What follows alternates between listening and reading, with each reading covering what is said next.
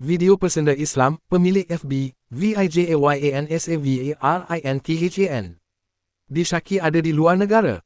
Sebelum kita melangkah jauh, yang belum lagi subscriber, apa kata anda subscriber dan tekan butang loceng untuk notifikasi video selanjutnya? Seorang individu dikenali sebagai Vijayan Savarinathan, kini dalam buruan pihak berkuasa selepas videonya yang didakwa pesenda Islam tular di media sosial. Berdasarkan laporan, video tersebut telah dimuat naik pada 5 Mac sebelum dipadamkan selepas menerima kecaman hebat daripada orang ramai. Kita sedang mengesan suspek dan berdasarkan siasatan awal, dia dipercayai berada di luar negara, katanya. Sebelum ini, pihak polis dipercayai sedang memburu pemilik akaun Facebook itu selepas satu video berdurasi 3 minit 49 saat yang mengandungi kata-kata kesat terhadap Islam menjadi tular.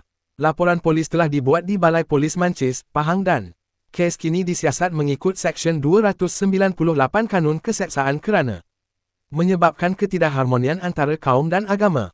Selain itu, siasatan turut dijalankan di bawah Seksyen 233 Akta Komunikasi dan Multimedia 1998 yang berkaitan dengan penggunaan tidak wajar rangkaian internet.